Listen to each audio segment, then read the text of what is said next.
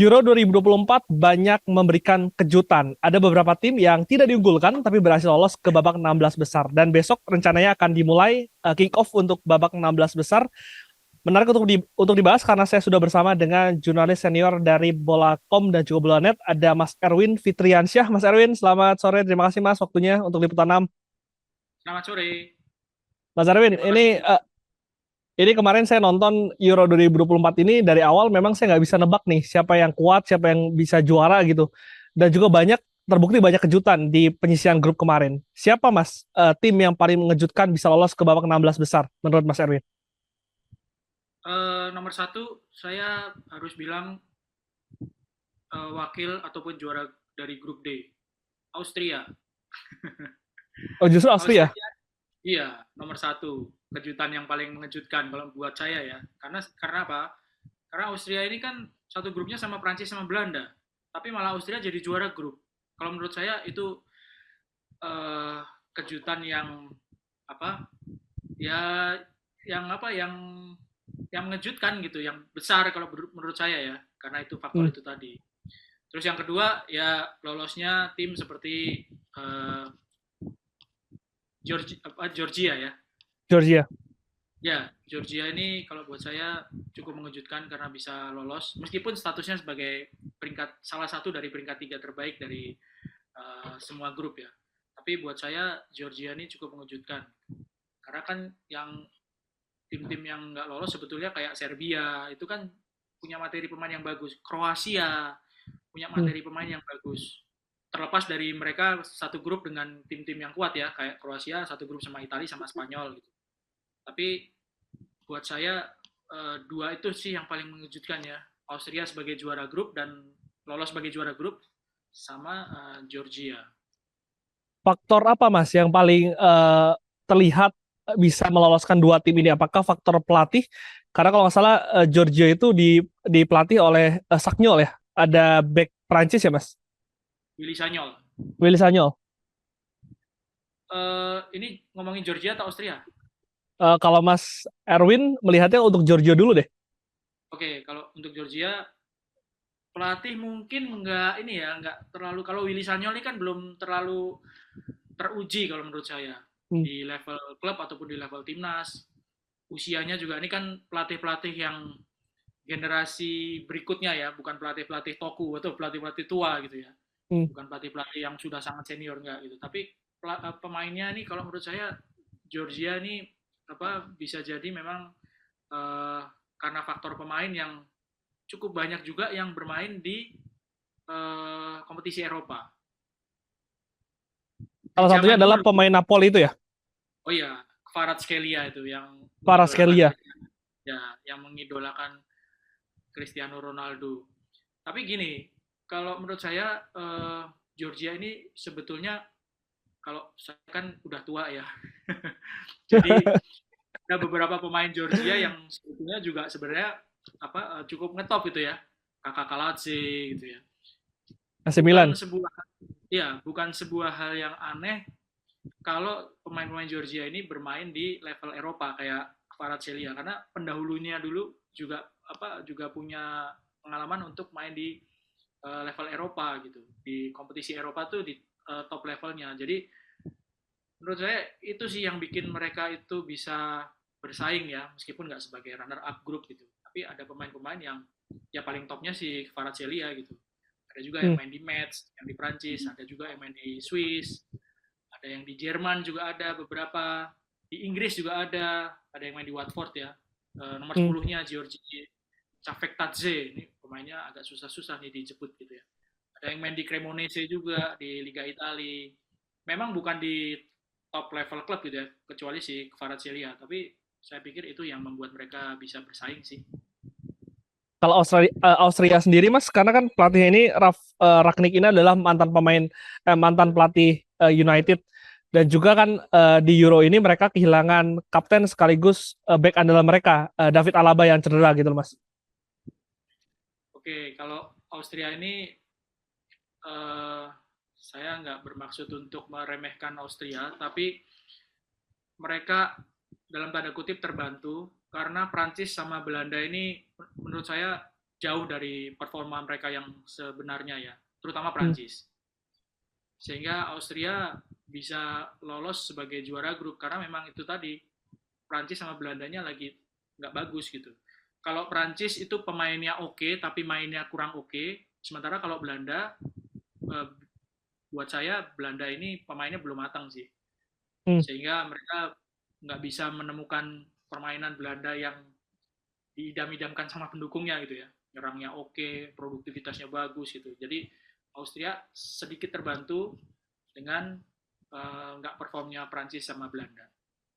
Karena memang Belanda ini juga masih dalam masa transisi ya untuk Betul. timnya sendiri, Mas. Karena kan sebelumnya Ya, juga Euronya juga sempat tidak lolos kalau nggak salah di Euro sebelumnya. ya Belanda bisa dibilang masih dalam taraf transisi dan transisinya memang belum mulus gitu ya. Hmm. Jerman juga kan Mas, untuk skuadnya sendiri sekarang juga banyak sekali pemain muda yang ada di dalam skuad. Mungkin Musiala ini menjadi salah satu tumpuan juga untuk penyerangan Jerman pada Euro kali ini. Sebagai tim tuan rumah kemarin membantai Skotlandia 5-1 lalu juga menang 2-0 dari Hungari 1-1 lawan Swiss. Seberapa meyakinkan untuk tim tuan rumah ini, Mas? Ya, Jerman emang banyak pemain mudanya, ada beberapa pemain mudanya. Ya yang paling bagus si Jamal Musiala ini ya. Hmm. Cuma yang jadi backbone dari tim Jerman ini kan pemain-pemain yang sudah matang, yang sudah kenyang pengalaman baik di level klub atau di timnas. Musiala sendiri juga kan levelnya juga mainnya di Munchen dan dia jadi starter di Munchen. Dia main bareng orang-orang atau pemain-pemain di sekelilingnya itu ekosistemnya kalau bisa dibilang itu sudah oke sekali di Munchen. Sementara kalau di tim Jermannya kan ya dia main sama Toni Kroos, sama Ilkay Gundogan, Kai Havertz, Niklas Füllkrug. Itu Hmm. kan pemain-pemain yang sudah kenyang pengalaman gitu. Füllkrug oke lah ini bisa dibilang belum terlalu setenar Thomas Müller gitu, tapi usianya kan sudah 31, udah matang pengalaman juga. Jadi Jerman dalam kondisi yang ini matang sekali gitu. Dengan pemain-pemain yang ada yang dalam usia emas, ada yang sudah pengalaman gitu, ada yang masih muda gitu. Hmm. Kayak pemain-pemain belakangnya kayak Rudiger, terus ada juga Kimmich, itu kan usianya sudah matang sekali. Kalau Rudiger udah 31 ya, kalau Kimmich 29. Sementara pemain-pemain mudanya kan juga kayak Musiala masih 21. Florian Hmm. Wirtz 21, pemain-pemain gelandangnya. Leroy Sané ada di usia matang 28. Ya ini apa kombinasi yang sempurna Pas sih ya. kalau menurut saya. Iya, kombinasi yang sempurna. Ada Ilkay Gundogan 33, Toni Kroos 34, pengalamannya udah luar biasa sekali. Mereka dari 2014 sudah rasain gitu gimana jadi tim juara. Masih ada Emre Can, Kai Havertz 25 umurnya. Jadi ini kombinasi yang menurut saya pas banget gitu kalau Jerman ya. Ditambah lagi mereka tuan rumah. Hmm. Dan Jerman akan ditantang Denmark yang kemarin lolos tanpa meraih kemenangan ataupun kekalahan karena mencatatkan 3 kali seri di penyisihan grup kemarin, Mas. Ya, eh, menguntungkan sih kalau menurut saya. Lawannya Denmark Denmark ini cukup menguntungkan buat Jerman ya. Kan bagaimana selanjutnya ini yang mereka bakalan ketemu sama ini di sebelah kiri ya grupnya ya, Sebelah bagannya kiri. ya, saya agak lupa. Sebelah kiri itu kan ada, iya sebelah kiri itu kan ada Prancis, ada Portugal. Wah, itu Ada partai keras Belgia. semua itu nanti di Hmm. babak berikutnya. Ada Belgia, partai keras dibandingkan dengan bagan yang sebelah kanan. Kalau Hmm. lawan Denmark apa saya memperkirakan Jerman bakalan bisa menang gitu. Skor berapa, Mas, menangnya? 2-0 cukup kali ya. Dua-dua. Fulkrug dan Musiala Ya, ini kalau saya akan ditanyain skor menjadi nih, ini. Gimana, Mas? kalau ditanyain skor ini jadi iya kalau ditanyain skor jadi agak-agak ragu-ragu gitu karena beberapa kali tebakannya bener malah. Itu kenapa saya tanya, Mas. Mas, tadi menarik juga soal Spanyol ini, Mas. Spanyol ini kan sebetulnya juga pemain sendiri banyak pemain muda meskipun memang di situ ada Rodri, ada juga kipernya ini David Raya yang sedang bersinar di Liga Inggris. Tapi kalau Mas melihat kans dari Spanyol sendiri seperti apa? Karena mereka menyapu bersih kemenangan di penyisian grup kemarin. Spanyol ini lawan siapa ya nanti ya? Spanyol itu nanti akan menghadapi Georgia. Ah, empuk juga kalau buat Spanyol empuk juga sih. Spanyol ini buat saya mirip-mirip kayak Jerman gitu. Ada pemain-pemain yang sudah matang juga gitu ya. Hmm. Ambil contoh Dani Carvajal, di belakang ada Nacho. Ini pemain-pemain yang matang. Eh, Mereka bisa main sama anak-anak muda gitu. Anak-anak muda ini yang justru bahaya kalau buat lawannya dari Spanyol gitu, dan sudah terbukti kan lawan Italia yang pertahanannya ketat aja mereka bisa curi gol gitu meskipun bunuh diri ya golnya Italia. Ini Hmm. Spanyol tim yang lengkap sih dan cukup empuk kalau buat Spanyol kalau lawan Georgia. Dan Spanyol sendiri kan kemarin sempat mengalami penurunan. Masa kemasannya ini kan di tahun 2010 2012. Apakah dengan komposisi sekarang ini menjadi era baru untuk timnas Spanyol Mas di Eropa maupun di dunia nanti? Bisa dibilang seperti itu. Dan yang menarik adalah backbone dari tim Spanyol ini nggak lagi-lagi didominasi sama Real Madrid sama Barcelona, ya Hmm. kan? Pemain-pemain seperti Fabian Ruiz, itu usianya masih 25 tahun, mainnya di Paris Saint-Germain.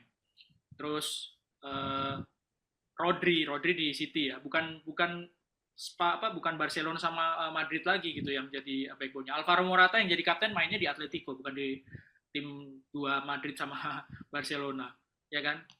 Uh, Lamine Yamal oke lah di Barcelona gitu. Tapi pemain-pemain seperti siapa itu sayap kirinya itu yang rambutnya Williams. Williams. Itu Ya, Athletic Williams kan Bilbao ya, kalau nggak salah ya. ya, betul di Athletic Bilbao. Umurnya baru 21. Hmm. Jadi Spanyol ini mirip-mirip sama Jerman tapi eh, lebih banyak pemain mudanya kalau Spanyol kalau dibandingkan dengan Jerman gitu ya. Yang 25 ke bawah tuh masih lebih banyak sih kalau kalau dilihat dari susunan timnya. Jadi tim ini akan sangat menarik ya Mas ya, prospeknya untuk beberapa tahun ke depan. Betul. Ya kayak Pedri itu aja masih 21, ya kan? Hmm. Namanya apa? Yang tuanya juga ada sih, ya kan? Fabian Ruiz sudah 28. Tapi 28 itu kan di usia matang ya Mas ya. Alvaro ya, ya Alvaro Morata 31. Tapi kayak Ferran Torres, Nico Williams itu kan masih 25 ke bawah semua. Ferran Torres Hmm. masih 24 umurnya. Lamine Yamal masih 16. Kan Betul. luar biasa itu. Luar biasa itu Masih 16 sudah 16 main di tahun, Euro starter, ya. ya, 16 tahun starter mainnya di tim Spanyol gitu. Ini kan umurnya panjang kalau nggak cedera ya. Kalau Hmm. nggak cedera, diganggu cedera, umurnya panjang banget gitu sama Williams ini. Kiri kanannya Spanyol aman lah kalau mereka berdua main gitu di 5 tahun ke depan gitu kan. Betul. Betul, dan kalau misalkan tadi kalau Spanyol kan ini tim muda ya, tapi juga ada tim yang ini timnya masa keemasannya dibilang sudah lewat nih. Ada Belgia yang nanti akan menantang Prancis yang Mas Erwin tadi mengatakan juga performa ini inkonsisten di Euro ini, Mas. Meskipun ini pertandingan paling big match, tapi memang bagaimana nih Mas melihat dua pertandingan ini? Eh, Bisa dibilang sih mengecewakan ya di penyisian grup baik Belgia maupun Prancis. Kita berharapnya ketika masuk fase knockout nggak capek-capek gitu begadangnya gitu. Kalau udah begadang jam 11 jam 2 gitu nontonnya 0-0 terus adu penalti gitu kan bete ya. Apalagi sebenarnya Belgia ini kan juga menjanjikan gitu. Ya era keemasan yang sudah lewat gitu, tapi masih sebenarnya bisa bisa menjanjikan gitu kalau misalnya mereka mainnya bener gitu. Belgia ini kan dari zamannya Enzo Sivo, Eric Gerrits gitu, tahun 82 86 itu sebenarnya juga punya gitu pemain-pemain yang oke gitu. Hmm. Sekarang kan era yang sudah lewat itu kan eranya si Lukaku, Kevin De Bruyne gitu. Nah, masalahnya kemarin di penyisian juga sama sekali nggak meyakinkan kalau menurut saya gitu ya. Belgia ini udah umurnya sebenarnya udah mateng gitu ya, pengalamannya juga sudah banyak, tapi mainnya kurang oke. Lawan Prancis ya Belgia kalau masih mainnya kayak kemarin-kemarin bahaya gitu. Prancis lebih lebih meyakinkan kalau menurut saya ya dari skuadnya gitu, dari Hmm, pemain-pemainnya. Meskipun mainnya juga belum kelihatan kayak Prancis yang masuk final Piala Dunia kemarin gitu. hmm. Karena ada banyak pemain baru di beberapa posisi ya. Tapi yang menarik adalah N'Golo Kante yang pergi ke Arab, tapi di Euro ini namanya kan sempat tidak terdengar di radar sepak bola Eropa. Tapi ketika main di Euro kemarin, luar biasa ini pemain, Mas. Eh saya sih ngelihatnya Didier Deschamps ini nggak mau ambil resiko, nggak mau ambil resiko dengan akhirnya memainkan N'Golo Kante ya. Kalau N'Golo Hmm, Kante ini yang diambil apanya sih? Ya pengalamannya pasti yang paling banyak, ya kan? Kalau tenaga anak-anak mudanya kayak Kamavinga atau Cuma ini. Chouameni, iya umur 21, umur 24 tenaganya pasti lebih banyak dibandingkan dengan Kante gitu. Tapi Kante ya pasti diambil pengalamannya, faktor pengalaman gitu. Setelah dia pergi ke Al Ittihad, apalagi yang dicari lagi umurnya 33. Udah gitu sebelum pergi ke Al Ittihad kan dia lebih banyak cedera sehingga nggak banyak main gitu di Eropa. Terakhir main di mana ya? Chelsea kan ya? Ya sih. Ya, nggak banyak main. Setelah itu dia main di Arab, dipanggil lagi main jadi starter. Ya nggak mau ambil resiko sih kalau menurut saya di Deschamps gitu. Dia duetnya Hmm. sama Rabiot ya, Adrian Sama Rabiot. Rabiot. Ya, Rabiot itu umur 29. Adrian Rabiot ya kombinasi yang pas lah ya. Hmm. Kalau misalnya Kante-nya kecapean yang masuk anak-anak muda ini Kamavinga sama Chouameni. Hmm. Mas, kalau tadi kita bicara tim-tim yang ada tadi yang masih muda seperti Belanda, lalu juga ada yang masa transisi, ada juga tim yang menurut saya ini paling matang di Euro, yaitu Inggris, Mas. Inggris ini kan juga bisa dibilang ini masa keemasannya gitu untuk pemain-pemainnya, tapi performanya ini sangat-sangat tidak sesuai ekspektasi, bahkan banyak dikritik. Apakah ini memang uh, apa ya faktor dari Southgate yang menjadi masalah di timnas Inggris sehingga tidak bisa perform di penyisian kemarin, Mas? Gemes yang lihat Inggris ya. Ya yang pertama gini deh, pemilihan pemain gitu ya. Ngambil pemainnya itu aja udah nggak ada satu dua pemain yang ini kenapa dipanggil sih. Contoh Luke Shaw. Luke Shaw itu di MU berapa kali main sih musim lalu? Iya kan? Hmm, Berapa kali main gitu Luke Shaw itu. Bahkan di MU itu eh, apa pemain-pemain yang harusnya bukan di back kiri akhirnya ditaruh di back kiri karena Luke Shaw cedera gitu. Kayak si siapa? Bek kanannya Portugal itu siapa namanya? Aduh kok jadi lupa Dalot. ngomong ini. Ah, Diogo Dalot. Diogo Dalot itu kan bek kanan.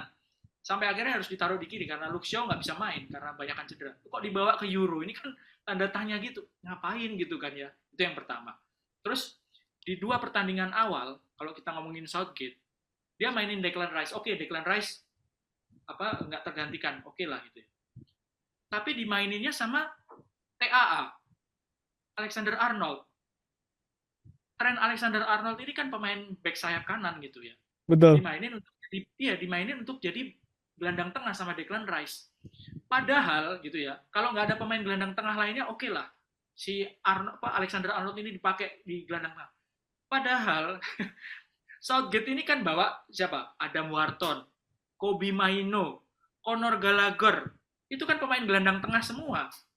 Hmm. Kok bisa-bisanya TAA yang dimainin untuk jadi gelandang tengah? Padahal tiga orang pemain gelandang tengah ini terus apa gunanya dibawa gitu kan? Coba Tapi itu dipikir deh. apa, Mas Mas Erwin yang menjadi latar belakang keputusan itu kalau Mas Erwin analisa? Apakah memang karena pengalaman yang dipertimbangkan Southgate? Pengalamannya Alexander Arnold gitu. Yes. Nggak tahu. Ya kalau kita cari pembenaran, iya mungkin kali ya pengalaman gitu. Tapi kan secara posisi kan udah aneh banget gitu. Hmm. Orang bawa tiga gelandang tengah asli, ya Gallagher, Wharton gitu sama Kobe Maino gitu. Kok bisa-bisanya Alexander Arnold yang dimainin jadi gelandang tengah, orang dia bek kanan kok Hmm. kan aneh banget gitu. Dan Inggris kan di Euro Enggak, kemarin kalau pada saat misalnya digelar, silakan Mas. misalnya nih, misalnya nggak percaya sama si Wharton sama Maino. Wharton baru 20 tahun, Maino baru 19 tahun. Wah, gua nggak percaya nih mereka main di Euro untuk jadi starter, untuk jadi pemain. Ngapain dibawa kalau gitu? cari aja cari aja pemain gelandang tengah yang lainnya gitu. Misalnya ya, saya sih sekarang nggak kepikiran siapa gelandang tengah Inggris yang lainnya yang gelandang tengahnya bener tuh sama Declan Rice. Tapi kenapa coba Conor Gallagher umur 24? Oke lah kalau misalnya nggak percaya sama Wharton sama Maino yang masih ABG gitu, dibilang lagi ABG misalnya 20-19 tahun. Tapi Hmm. Alexander Arnold dipakai di gelandang tengah, menurut saya sih kurang ini ya, kurang masuk akal gitu. Nggak, akhirnya juga mainnya so-so banget gitu. Karena itu bukan memang posisinya sih Mas. Jadi ya what you expect from him gitu. Iya, iya, pasti aneh gitu kan. Pemain back sayap dimainin jadi gelandang tengah. Misalnya kalau misalnya gelandang serang jadi gelandang tengah, masih inilah masih oke lah gitu ya. Back tengah jadi gelandang tengah, posisinya apa DMC gitu masih masuk akal. Ini back sayap kanan dimainin jadi gelandang tengah. Dan satu, Alexander Arnold ini kan selama main untuk Liverpool di sayap kanan, dia nggak punya pesaing. Sehingga ketika dia Hmm. punya kelemahan ketika bertahan, dia posisinya aman-aman aja gitu. Saingnya siapa sih yang kalau dipaksa main di situ? Joe Gomez. Joe Gomez juga back tengah kan. Hmm. Artinya untuk bertahan si TAA ini ya kurang ini sih kalau menurut saya kalau jadi back tengah gitu kurang apa kurang fleksibel gitu. Kasihan di Declan Rice-nya. Artinya apakah peluang Inggris untuk juara Euro musim ini akan kecil kemungkinannya Mas melihat performanya di grup stage kemarin? Kalau taktiknya masih aneh gitu ya agak susah ya. Taktiknya Southgate masih aneh gitu, agak susah gitu. Terutama pemilihan pemainnya ini. Eh, dia ada di grupnya di bagian kanan ya, di tempatnya Italia ya. Betul. Ya, siapa lagi ya di situ ya? Di sebelah kanan itu ada Italia, ada Belanda ya, ada Belanda. Ada Belanda, Rumania, Turki, Austria, Inggris, Ya, Inggris, Swiss, Italia. Lebih mudah sih Mas ya, dibanding bagian kiri. ya lebih mudah. Tapi kalau mainnya kayak gitu kemarin, ketemu ketemu Turki aja misalnya. Kalau Turkinya bisa tampil waktu waktu lawan pertandingan pertama itu lawan apa ya? Ukraina ya, Turki itu ya. Hmm. Kan bahaya Yang juga menang gitu tiga kalau satu itu ya. 3-0 malah. Tiga 3-0 satu ya. tiga ya 3-0 yang golnya bagus-bagus dari tendangan jarak jauh itu. Artinya Inggris kalau mainnya kayak kemarin itu ya bahaya lah. Hmm. Pertama di tengahnya ya, tengah itu kan jadi penyambung dari belakang ke depan gitu ya. Kalau pemainnya apa nggak kreatif gitu ya, pemainnya kayak bingung gitu, bukan bermain di posisinya di turnamen sebesar ini tekanannya ya tahu sendiri. Enak ya kalau gosipin Inggris ya. Panjang banget nih kita gosipin Inggris. Iya, karena kan jelas gitu. Pemainnya bagus-bagus liganya. Iya kan liganya katanya liga terbaik di dunia. Pemain-pemainnya bagus-bagus gitu. Dan Pemilihannya dan pemainnya dan ini pelatih lama yang menangani Inggris gitu. iya Bukan bukan pelatih pelatih baru baru. debutan. Betul. Dan di apa di Euro kemarin kan masuk final gitu. Masa Iya. tampilnya kayak gini kan? Nah, ngomong-ngomong soal lawan Inggris kemarin di final kan ada Italia yang akhirnya juga juara dan mengalahkan Inggris di final. Untuk Italia sendiri, apakah ada kans untuk bisa mempertahankan gelar di Euro Jerman kali ini, Mas Erwin? Oke, Italia ini sama sih sebenarnya agak kurang meyakinkan gitu. Cuman bedanya apa ya? Kalau Italia lebih rata sih kalau menurut saya pemainnya ya. Hmm. Pemainnya lebih rata dan mereka punya apa? Punya trademark ya. Italia ini biasanya kalau udah susah-susah di penyisian gitu ya. Italia itu kalau nggak apa gagal sekalian atau sukses sekalian gitu. Gagal Hmm. lolos putaran final lah. Kalau udah masuk ke putaran final terseok-seok di grup, akhirnya nggak lolos dari grup gitu. Tapi kalau udah lolos gitu, biasanya mereka apa bisa melaju sampai jauh gitu. Meskipun menangnya juga 1-0 atau adu penalti gitu. Kayak di Euro kemarin kan sebenarnya nggak meyakinkan juga sebetulnya kan Italia, tapi malah bisa jadi juara gitu. Hmm. Uh, Italia pemain-pemainnya juga apa banyak yang muda gitu ya, banyak transisi juga. Dan yang menarik adalah kan Italia itu nggak didominasi sama pemain-pemain dari klub yang Juve, Inter, AC Milan gitu ya. Milan, ya. Jadi sekarang ada pemain-pemain dari Genoa ya kan. Retegui itu dari Genoa, apa striker. Sama kayak Spanyol ya, Mas ya? Kenapa? Ya, sama kayak Spanyol, banyak pemain-pemain dari tim-tim yang bukan besar di liganya. Iya, pemain-pemain yang bukan pemain apa bukan Tim ya kan utama lah ya. bukan bukan tim utamanya gitu. Calafiori itu dari mana? Bolonya. Hmm. Sekarang jadi udah di the next Maldini atau the next Cannavaro gitu. Ini pemain-pemain yang menurut saya menjanjikan gitu ya. Di Lorenzo itu dari Napoli. Pemain-pemain AC Milan malah nggak ada malah wakilnya kan. Iya. Dari Roma, nggak didominasi dari klub-klub tradisional dari Italia gitu. Pellegrini dari Roma, Cristante dari Roma. Ini pemain-pemain yang menurut saya menjanjikan sih ya.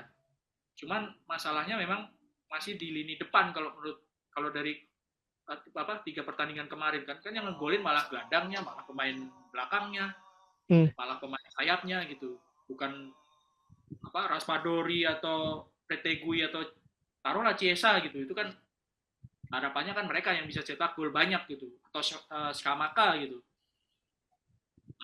Scamacca dari Atalanta ya, bukan dari tim besar juga gitu.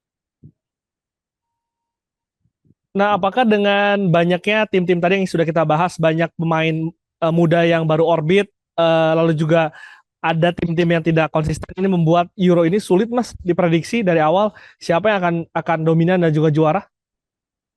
Kalau diprediksi berdasarkan kemarin ya nomor 1 Jerman kalau menurut saya ya, yang paling meyakinkan, sama Spanyol gitu. Cuman Jerman sama Spanyol ini ada di satu bagan kan, nggak akan ketemu ada di satu final. bagan. Ya, nggak akan ketemu di final gitu. Yang paling meyakinkan buat saya Jerman sama Spanyol gitu. Itu yang diprediksi berdasarkan dari penampilan di babak penyisian. Tapi secara keseluruhan buat saya pribadi kok agak kurang menarik gitu. Karena apa? Ya itu tadi, kok Prancis mainnya kayak gitu, Belanda juga kok kayak gitu, Inggris kok kayak gitu. Jadi aduh, nontonnya tuh ya kan kalau udah begadang terus nonton Prancis main kayak nggak bisa cetak gol, Inggris nggak bisa cetak gol, itu kan agak-agak kesel gitu ya. Betul, justru laga-laga kayak kemarin Georgia, Albania, Turki itu laga-laga yang justru lebih menghibur, Mas. Betul. Albania itu meskipun nggak lolos, menurut saya menghibur loh mainnya. Betul. Iya kan? Setuju saya. Turki di pertandingan pertama gitu ya. Portugal oke lah, belum bahas Portugal ya. Portugal lumayan lah ya. Portugal lumayan ya. Dan kebetulan yang menarik apa? Turki, Ukraina, Albania itu kan di jam-jam orang Indonesia masih melek gitu. Terhibur gitu ngelihat mereka main. Mainnya kenceng, terus golnya banyak gitu, golnya bagus-bagus, itu terhibur gitu. Nah kebetulan yang jam 2 mainnya jam 2 Jerman, Inggris tuh bukan Jerman enggak, Inggris, Prancis, Belanda, Itali, Belgia. jam 2 iya Belgia, terus mainnya nggak bagus, golnya nggak banyak, rada kesel kan ya. KZL kalau anak zaman sekarang KZL. Jadi Mas Erwin prediksi Jerman atau Spanyol yang akan juara? Jerman. Saya nggak mau, tim favorit saya bukan Jerman, tapi paling meyakinkan sih tampilan Jerman sih. Paling meyakinkan Jerman. Oke, kita nantikan ya Mas bagaimana di partai final nanti. Mungkin nanti kita bisa ngobrol-ngobrol lagi sebelum pertandingan puncak final Euro 2024. Terima kasih Mas, waktunya sudah ngobrol mengulas bahasan soal Euro di group stage kemarin. Terima kasih Mas Erwin waktunya. Kita nantikan bagaimana kiprah Euro 2024, apakah kejutan-kejutan yang kemarin terjadi di penyisihan grup akan kembali kita lihat dan juga kita dapatkan di babak 16 besar besok. Saya Glenn Joshua, salam SCTV.